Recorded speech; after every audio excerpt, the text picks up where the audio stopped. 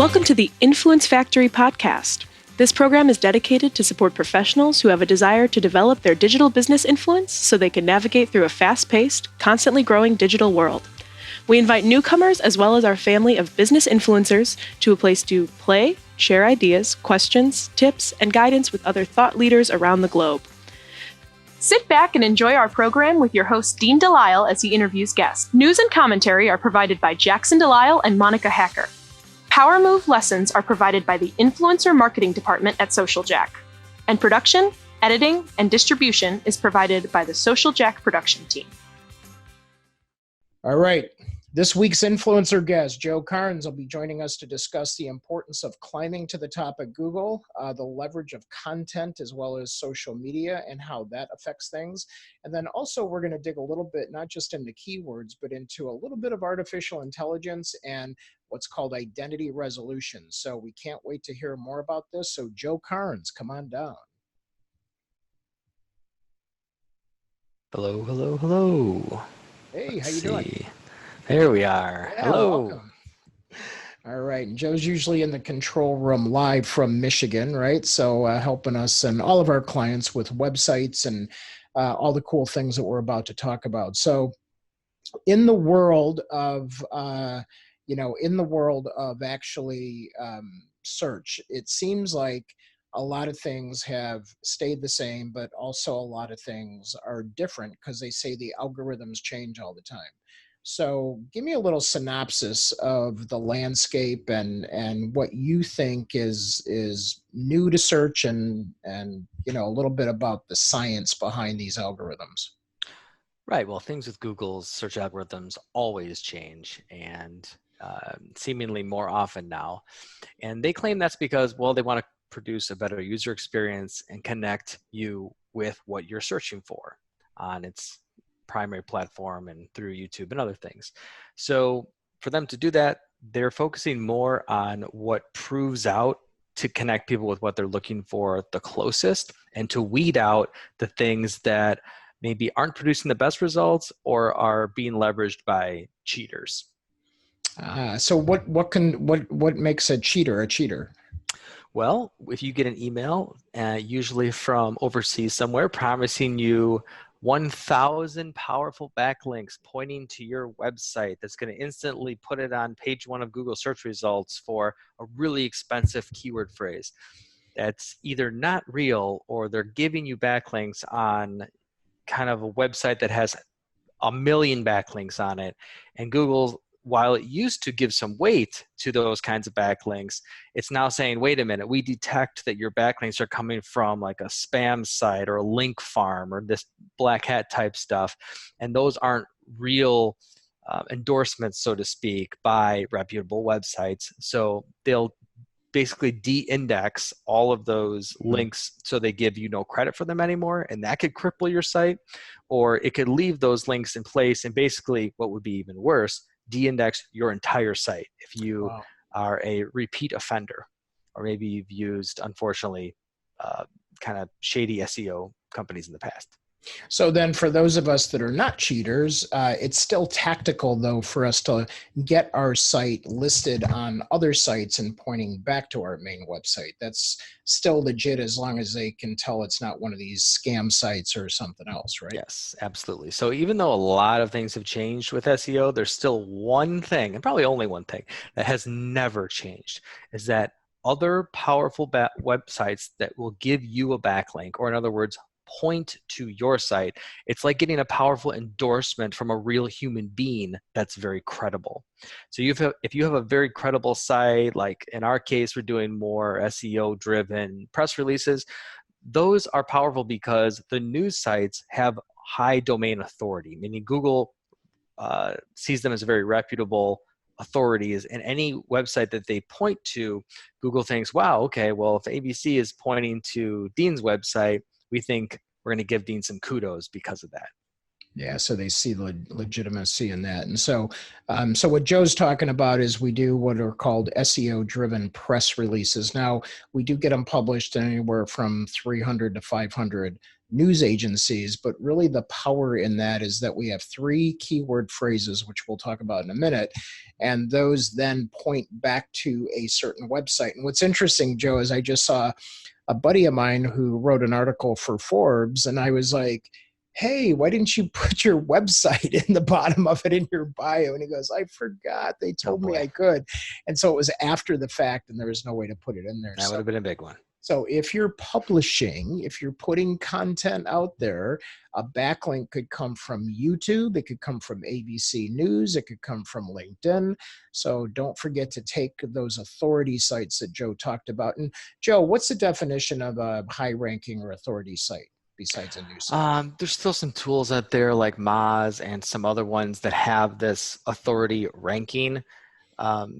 So I think Moz recently changed they actually charge money now, so that's not a good example, but we can post those a little bit later. Okay. So there's kind of a universal ranking that if you have a Moz score or if you have a domain authority number, it's kind of a culmination of the top most reputable SEO services like Moz that aggregate those together and they give you some sort of score. So it's not really anything that's specifically from Google per se, but it's usually a pretty close representation. It's kind of like an Alexa score. Alexa's unfortunately been bought by Amazon. Right. And the website doesn't really mean anything anymore in terms of what it used to, but an Alexa score was kind of like where you sit in the whole universe of websites as far as ranking goes. Yeah, I know. It was always like our goal to like get above like 1 million. The top, which is the top 1 million is good in Alexa. It used to be the top 100,000 was like the holy grail. Gold. Yeah, that's gold. That's gold. One of the things that we have been doing more recently, and which was a big change, or at least we saw it sort of morph or transform, and I don't think a lot of people know the power of it. But when we look at the first page of Google, whether we're typing in our company name or keywords that we want to rank for, one of the other important things is to make sure we have our business properly listed, right? So we have Google business pages, and what's interesting is as we start to dig more into those or watch them evolve, it's almost like they're turning those Google business pages into like a mini social network site. I mean, you can post content up there, you can pictures up there. Now, because Google owns that, I'm just guessing that there's authority and relevancy to making sure that that page is as optimized as possible. Is that true? Or absolutely. So that's the second of the 3 ways to get to the top of Google in 2019. I was just guessing. There's what we just touched on, which is getting powerful backlinks from reputable websites, and you don't need a lot of them. If you even have like 5 big name websites or pretty big websites, but in your niche that point to your website, that's really great because that immediately shows Google that, hey, you say your website specializes in X based on the words on your site, but these websites pointing to you also specialize in X and have a high domain authority. So we view you as the, expert in that field, and we're going to rank your site higher. So that's the first thing. The second thing is your Google business profile. So anyone can set one up. And as many of you probably know, you have to type in a physical business address, and the postcard gets mailed to you. You get the code, you verify, but that one simple thing that, albeit might be a pain in the butt, especially if you're in a huge high-rise building where your mail gets lost a lot, that instantly gives you more credibility in Google because remember, their number one goal is connecting you with the right thing that you're searching for that's valid. And a huge validating factor is that you've proven who you are, you've proven your real business, and moreover, you have some physical location. Now, some people don't have physical locations, so you might try using your home address if you're willing to put your home address on the map. Others have tried using P.O. boxes, which sometimes work, sometimes don't. But that's the best way to get that initial bump in Google is to put your business in the business profile and set that up as complete as possible. And there's all new things. Before you can even put like a description in there, so you couldn't put any keywords in there. Now I think they give you like 300 characters or some little snippet, 2 or 3 sentences where you can describe what your business does. And I wouldn't overstuff it with keywords, but you basically just say what you do in there. That's going to also help you rank higher for those keyword phrases. Yeah, that's nice. And then one thing that I think is critical based on the audience that we have. So we have a lot of business influencers that work at companies or maybe even have companies, but they're also influencers themselves, so they're public figures, they're speakers, they're authors, and they're looking to accelerate their own name in the world. So you're suggesting that if we have one for our business and we are also a business influencer, we should also claim a page for our own name. You could. These are reviewed by a human at Google, and if they feel that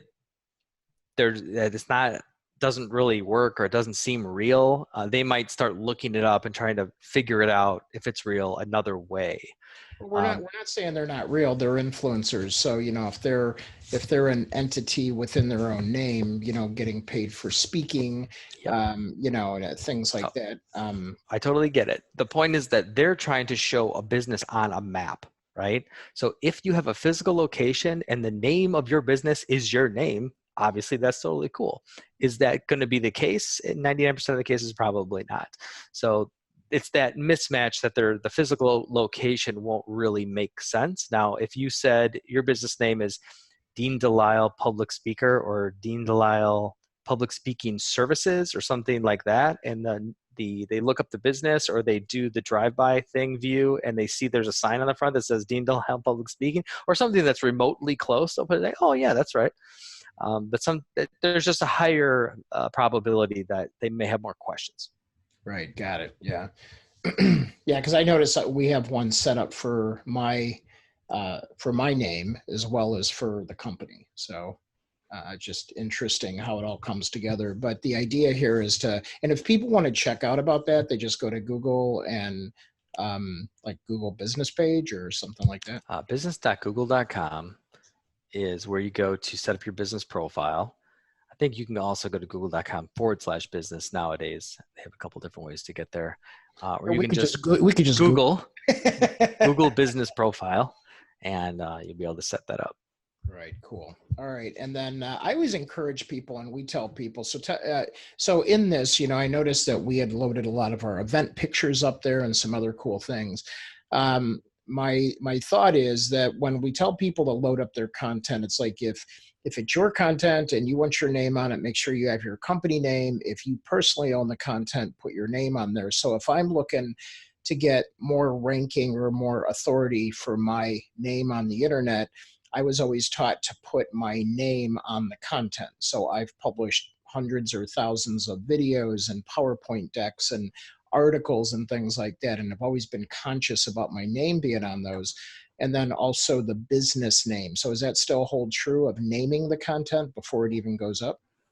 The jury's still out on that. I mean, there's machines reading everything about the image, and I've read some stuff all the way from it doesn't matter, all the way to using special tools to embed metadata into the image. I mean, there's totally different sides of the spectrum there. I think that realistically, it probably has a small amount of benefit, but a more visual impacting thing is all images you upload can have a caption. And while it may or may not factor into the indexing of whether or not your profile ranks higher because of what you name those images, whatever's in that little caption shows up when the user clicks on one of the images and it opens like that lightbox thing to scroll through the images. They see what that caption is for each one. So it could be your domain name. So something that's more visually impacted might be your name if you're trying to brand your name. So it's good to have some kind of caption in with every image. Beautiful, beautiful. What else can we do to climb to that top of Google? Well, that leads us to number 3 of the best ways to climb to the top of Google in 2019, which is get more activity around your business profile. So once you have your business profile built, that's really just getting your business on the map that you exist at all. So remember, because Google's #1 goal is to connect people searching with the best and correct answers, they also want to connect people with the highest quality answers in terms of other reviews and things like that. So if you can start getting 5-star reviews on your business profile, even one 5-star review, if you only have one review, make sure it's a 5-star review. And Google will say, okay, well, there's a lot of competition in this dense area of downtown Chicago. And there's, these 7 companies that all kind of do the same thing. Right. But wow, Forward Progress has, 15 reviews and they're averaging 5 stars out of 5. So if you're not on the top 3 map spots, you can get bumped up into the top 3. If you're number 3, you can get bumped up to number 1 or number 2. The star rating goes a long way in validating that you're providing quality services, not just that you exist. So there's the reviews, and there's also what's called citations and social signals. So the more reference type websites, Yellow Pages, there's now one called Brown Pages, there's all these different websites. Really? There's like 40 of these websites, and they're very basic. Most of them are free to create an account on, and all you need to make sure that you do is copy and paste your business address exactly as it appears in that Google business profile. So if you don't remember how you set up or spelled your address, just Google the name of your business, your card will pop up. We copy it, paste it either into a text doc for when you go and build all those citations, or just have both screens open. Either way, it has to match exactly to get the benefit out of it, because it's kind of like getting a backlink, but for your business profile card. The more places online, like Foursquare, and I think Facebook even has Facebook Places now, the more places online where that exact match business identity and location exists, it's like revalidating everything about what you validated with Google as far as your business is concerned. So that's what citations are. It's having a listing for your business using the identical phone number, name of business, and physical location and website, which is very important. And it's also in some of those that have a follow link with your website, you also get a backlink out of it that points to your website. And those directory sites are usually pretty high in reputation. So there's that, and then there's social signals. So all that is how many people in your area, in your market area, are not only looking at your business profile, but acting on it in some way. So think of all of like the famous restaurants in your area that you'd like to go to. When you Google them, you might be like, press directions. Now you're driving there in your car. So that tells Google that you don't just exist and you don't just have good reviews, but people are actually going there. So if people, the most powerful signal is the directions, comments, clicking on different buttons in your business profile. So if someone sees your business profile, Google still doesn't know whether or not they're actually looking at it with their eyeballs. Are they going to use it or not? Is it useful to them? Right. But if they're pressing website or they're pressing menu, because sometimes, the restaurants have menu in there now, or about.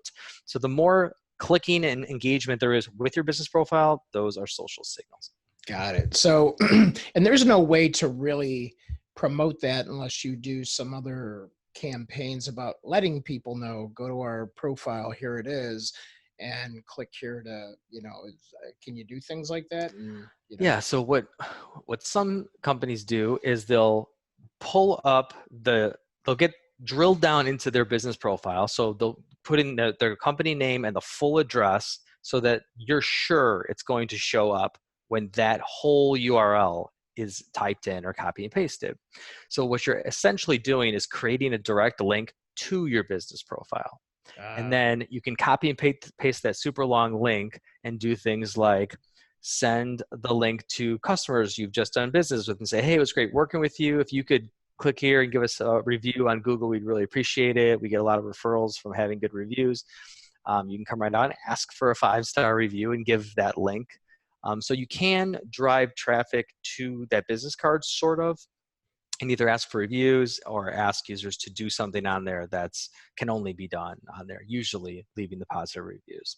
And we all remember that it's good to be proactive and asking for good reviews, because unfortunately people only take the time to leave reviews usually when they've had a bad experience. Right, exactly. So getting good reviews up front is like an insurance policy. Well, and I've seen places that say, please leave us, a review. If you're not happy with your experience, please let a manager know immediately. Right. So I think people are looking for creative ways to diffuse the negative experience, documentation, if you will. So that's interesting. So then where do Bing and Yahoo and other websites or search engines, because a lot of people will say, well, should I put some money, Yahoo just sent me something. Should I put some money on spending advertising dollars on Bing or Yahoo, There's still some benefit in running a search campaign on Bing. Yahoo really doesn't do it anymore because they just got bought again, and they're doing more like video type stuff now through AOL, I think. But on Bing, AOL still exists? Indirectly, yes. So we actually have some clients with AOL email addresses. So,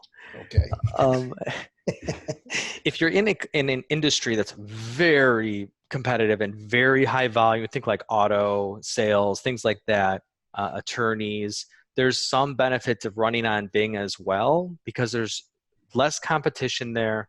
And even if it's only 9% of total search traffic these days, if you can get those high value clicks for 40% cheaper than all of your competitors that are kind of in this rat race on AdWords, there's some benefit to using that. But if you're in a lower volume type industry, you might get only a handful of clicks in Bing. So it definitely doesn't hurt.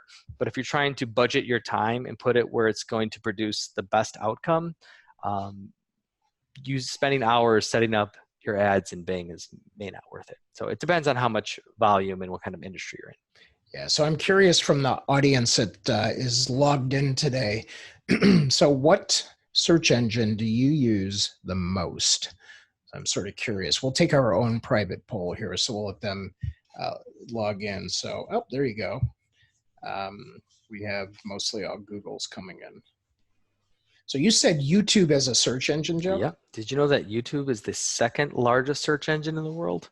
Who owns YouTube? Google. So what do you mean by that? Because in terms of where people search, right? Yeah, it uses a different but similar algorithm, but it is its own search engine. Wow. YouTube wasn't always owned by Google. That's right. Remember back. Right. So that's interesting. And then, but I mean, they're mostly searching on YouTube, but it's still a search engine. Right. So if you go to youtube.com, that is its own search engine. So it's not Google's engine at all. It's part of it, but it's a similar algorithm, but it's different. That's interesting. So there's YouTube that can show as results in Google's search. Right. But not vice versa. Interesting. That brings up another point. If you remember, I think this was about 5 or 6 years ago when somebody was like, we have this new, climb to the top of Google thing. And they basically were producing 10 videos with the keywords that you wanted to rank for in all those 10 videos. And that was, at least for a period of time, jumping people to the top of Google because they could dominate that top page. Yep. Is that fair to say that doesn't work as well anymore? That would be one of those sort of cheating, not really cheating, but kind of gaming the system and using it in a way that the platform didn't intend for it to be used for. And it was sort of effective in the beginning only because no one else was doing it yet, because they hadn't really figured out how to do what SEO tactics were done 12 years ago on Google, but then got overused and phased out and blocked, could sort of be done on YouTube. So it worked well on YouTube for a while and not really anymore. Yeah. So what's interesting is I've seen in the search engine results, it'll now categorize all those and clump them and say videos. And now all of a sudden, all those videos that were taking the page up are now in a category called videos and other content is inserted. Right. Once in a while, you could still see a video on the main results, but it's going to have to be very relevant, clicked on all the time, and ranked in Google's mind more importantly than those search text-based search results. Got it. Okay, cool. All right, so let's talk a little bit about keywords, because I think people get confused between keywords, keyword phrases, and long tail keywords. Give us like maybe your simplest definition of keywords, and then, how should we look at them? How often should we update them, etc. Right. So I think this is totally obvious. A lot of clients don't. But put most simply, what do you do? What are you doing here? So it's what do you do as a business? And the second thing to wrap around that and shape it with is, okay, this is what you do. These are your services. If you were searching for service A that you just mentioned, how would you look for it on Google? Right. So if you do HVAC repair, you might say, well, one of my services is I repair AC units. Okay, well, that probably isn't how you would search for that. So how would you search for that in Google? Like, well, okay, I'd probably type in AC repair Elmhurst. Right. Okay, so that's an area you focus on and you're more of a local services type person, that's going to be one of your top keyword phrases of how you want to be found is AC repair Elmhurst. Now, is it fair to say that, with that example, I would also want to cover myself and also pick air conditioning repair? Absolutely. Because Google doesn't know that I mean AC, because that's a type of current too. So it could be AC and it could be air conditioner. So right. So how do you figure out which phrases to actually work on? Because obviously we've gone through this exercise with our clients all the time, and we'll come up with 200 keyword phrases, but you can really focus on maybe 20 at a time for real. Right. So there's a difference between building your top 20, which can be used everywhere, an AdWords campaign, other keyword-driven types of ad platforms, and then in your LinkedIn profile or in blogs or something that's not ad related. For all of those, you need at least the 20 of your top ones. Once you get into like an AdWords campaign, you could literally have hundreds of variations. And the more unique those phrases get, the cheaper it's going to be to run those ads, just because there's less competition around longer keyword phrases. Right. Okay, so then how do we pick and choose? Mm-hmm. So back to your last question about the AC. Yeah. Google's so smart, and this is probably the reason why I just saw last year they made $95 billion in revenue just on AdWords. That's it? That's because they connect all the dots. So if they see someone's typing in something called AC repair, and they don't know what AC they refer to, but the majority of the sites that people are ending up getting connected to have all air conditioners and HVAC stuff and repair, and they see that the dwell time on those websites is longer than say 10 seconds, people are connecting with what they were looking for. So Google kind of feeds back into— because that's their job, is to connect. Yes, is to connect the dots and feed that data back into their algorithm and say, okay, these keywords do seem to be related to this, maybe not 100% of the time, but we're going to put more weight here and less weight there. So usually if it's your business, you should know a little bit about the different ways people are searching. So it might be HVAC repair, AC repair, air conditioner broke, that kind of thing. Right. So the free way to figure out the most common other ways that's searched is right at the bottom of Google search results. So if you go to the desktop version, I think mobile might have this too, is you type in what you think your primary keyword phrase would be, scroll down to the bottom, and there'll be like 5 other things like, did you also want to search for this version or this version or that version? So Google's coming right out and telling you, here's the other ways that users are searching for that same kind of keyword. Right. The other thing is auto finish. So when you start typing a phrase into Google right in the address bar, this thing will pop down and you'll see like 5 or 6 or 4 little, other things that it thinks it's trying to predict what you're typing. And it's not randomly guessing, it's basing that off of the most common things people search for when they search for those keywords. So that's the second place to look. That's just really easy and obvious. After that, there's all sorts of keyword tools. You don't need to pay for one. You can use the one that's built into AdWords called Keyword Planner Tool. You do have to have an AdWords account. You don't have to spend any money, but you do have to log into an AdWords account now to get to their Keyword Planner tool. Got it. Okay, perfect. And how often should we pay attention or visit that? Because we have people that, like on LinkedIn, we'll have them, because we do the keyword exercise just within LinkedIn, we'll have them review that quarterly to make sure there's not changes in their industry or new skills that they want to be known for, and maybe they've changed positions. What is that like for a business? How often should we visit that? I mean, most businesses don't change so dramatically that you need to be looking at this even every month. I mean, maybe quarterly, maybe annually for some businesses that are really just call what they do the same thing that they've always called it. Right. And do we pay attention to changes of the way people ask for things or attaching to trends? So maybe something goes into the news if we're an attorney or we're a CPA or we're an insurance, and all of a sudden there's the great liability exchange movement or something that goes into the Wall Street Journal or the mainstream media. Right. And then do we now go out and change a bunch of content, or do we just start that day going forward? Yep. Good question. So even in industries that don't change, like banking, they don't change very often.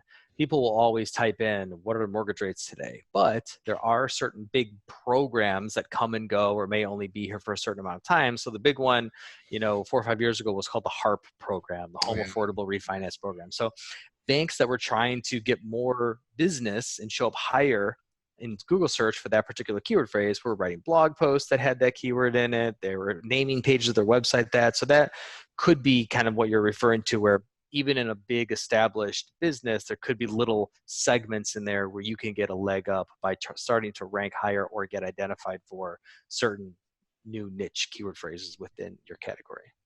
Right. Okay, that makes sense. All right. In the time that we have left, wow, look at that, just flew by, Joe. There's something new that we've been playing around with called identity resolution. So that means that, well, I'll let you define that. What does that mean, identity resolution? Put most simply, it's figuring out who's on your website. Without them filling out a form. And we're not talking abstract data like males over 40. We're talking like detailed info, phone numbers, email addresses, and all kinds of other stuff. Right. So with great power comes great responsibility. So on a consumer-driven website, there are privacy laws around, even if we can figure out who those individuals are, we can help clients identify, store, and control that data for retargeting purposes, to import them into custom audiences, into Facebook or Google or YouTube or any platform, even streaming TV platforms these days you can retarget on with this kind of data. But we're not supposed to uncover like their actual name and email address. But you don't need to know that it's Bob Smith on 123 Maple Street to have a list of people that were specifically looking on a specific page of your website, and now you want to have the ability to remarket them forever and to store and control that data. The reason why that's really powerful is the more it's costing you, or the more money you're spending up front to drive the traffic to your site. And in some cases, big companies are spending millions of dollars even per month on AdWords and other platforms. Or in some cases, you're in an industry with a very expensive click, like an attorney might be spending $80 per click. I've actually seen that before. Wow. So if you're spending $80 on one click, wouldn't it be good to spend maybe $80.10 per click to make that record permanent, portable, and more profitable? Absolutely. So on the consumer side, it's identifying and storing in a compliant way and making that data permanent and portable. On the B2B type stuff, the sky's the limit because there's much less regulations around privacy, because it's like a business looking for business type services. In those cases, we can typically uncover full lead records on who the individuals are on the site and do the other type of stuff. So the way it really works is we have a tracking pixel that we install on a client's site. And what that does is it looks at the visitors and whatever information it can glean from them. It might be their device ID, ad ID, browser ID, and then compares that to this massive database known as an identity graph, where it's connected to all the big data platforms and is tracking 200 million US adults every day. So if that user with a particular device ID has visited these other websites or has visited this Facebook page that's Bob Smith 90 times, and that's far more than any other Facebook page that they're visiting, they either are Bob Smith or they're stalking Bob Smith. So Right. usually it is Bob Smith. And there's different verification levels that go through, and it ultimately ends up with like a 97% validation that the guess is correct. Wow. So one reason why the whole data industry is shifting this way, away from browser cookies, browser cookie-based tracking is basically what has been used up until today, is users can always clear their cache to get rid of those trackers. Some are using cookie blockers. Some are using iOS devices that pretty much block everything. Safari browser pretty much blocks everything.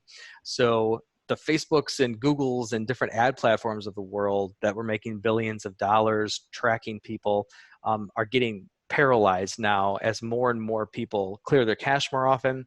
And Facebook is even talking about putting a big button right in the corner of the screen that says clear everything. And this could be coming like in just months now because of the pressure they're under. But that wouldn't stop the ability for them to be tracked using this identity technology. Right. So, it sounds scary to some people, but it is compliant, and the same protections that are in place now will still be in place. So a lot of people may or may not know there's like a little square in the corner of every display ad you see on any website, and that's because they're all playing by the same set of rules. If you click on that little corner of the display ad, it'll say like, hey, here's how we're tracking you, and click here for more information or to opt out. If you go to any of those big global opt-out for banner ad websites, you're blocked everywhere. So even if you can be identified on a website using this new technology, if you are then on a list that's in a campaign that wants to send banner ads everywhere, you still won't see the banner ads because you've still opted out at that global level. So it's not as scary as some might perceive it to be, but it's very powerful. Well, and I think you made a good point when you and I were talking about this, as you said, you know what, though, I'm excited about the fact that I'm going to get more targeted ads, like things that are very specific to me. And I've been noticing as I dial in, because it used to be you click on something once, or I'm searching it for a client, I'm not really looking for that. That's not really who I am. But now if you have a better identity of my, what I typically like, what I buy, what my social patterns are, whatever, and you know that I like, cars and bourbon and cigars or whatever it is, now all of a sudden you can pull right in and identify, me and give me a specific ad for something that appeals to me. Mm-hmm. I'm okay with the ad. Yeah. There's even this massive push to break down the walled gardens of Facebook and Google, who control everything about all of us. And it's like it's kind of in the works though, but it will be the first open source massive people database that people are willingly putting their information into, just so they can both have a better ad experience that's more personalized, but that it won't be controlled by a monopoly like a Google or Facebook. Got it. Yeah, that's amazing. All right. Well, I'm sure people have questions on this, and we can ask those and answer those online as part of social media. But Joe, I really appreciate you, educating us in this area and keeping us up to date on how to get found on Google, new technology and new AI stuff. And the time does go fast when we start digging into it. Let's bring Monica and Jackson back on, and let's just see what they're picking up from this. So, Monica, what'd you learn from all this? I learned that there's many options for companies out there. And there's a lot of really beneficial tools to help your company grow. And that's what I got. What was the one that jumped out at you? One specific thing that you think was like, wow, we got to make sure we're doing that. Making sure we're using the correct platforms. Yeah, right, exactly. And especially those Google business pages, I think, are the critical ones that everybody needs to pay attention to. So Jackson, how about you?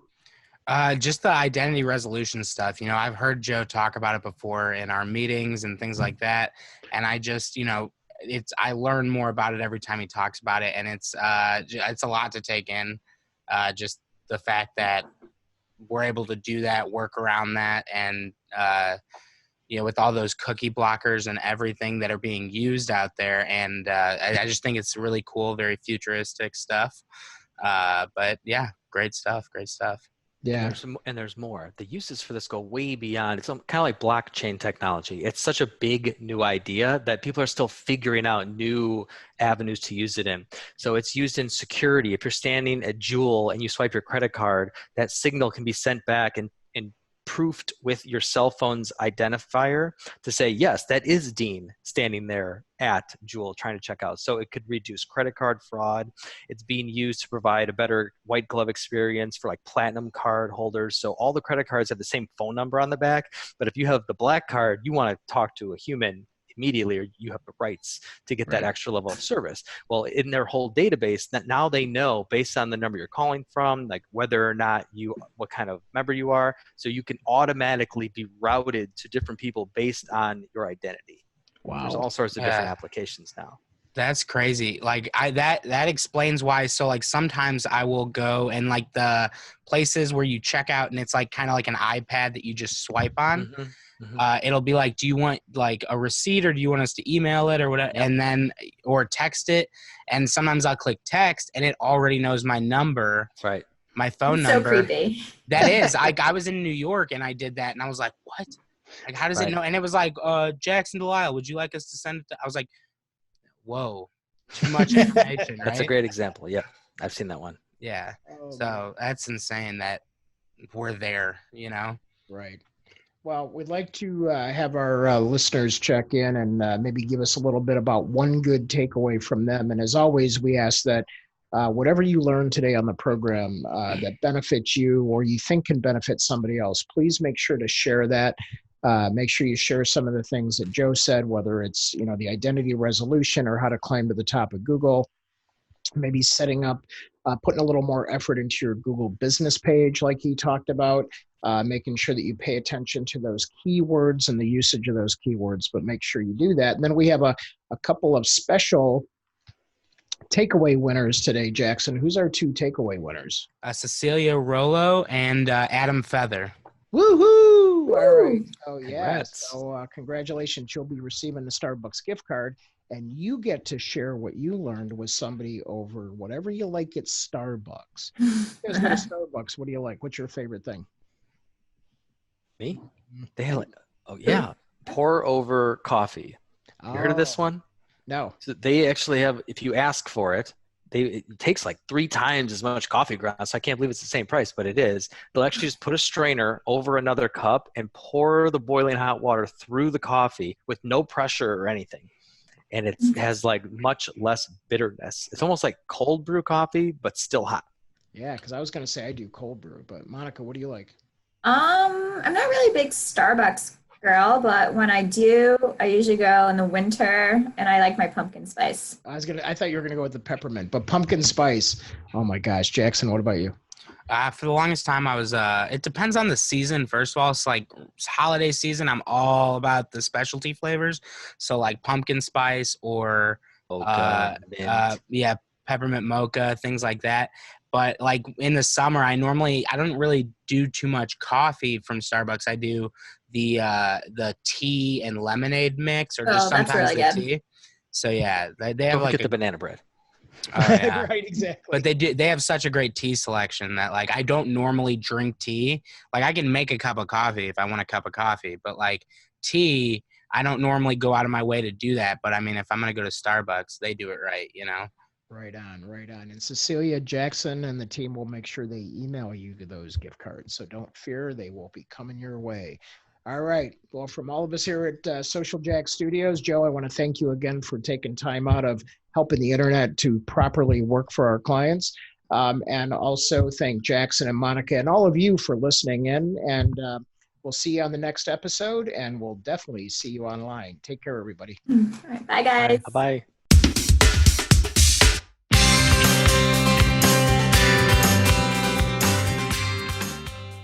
Thank you for listening to the Influence Factory podcast. We welcome feedback and suggestions. You can provide these by visiting our website at www.myinfluencefactory.com.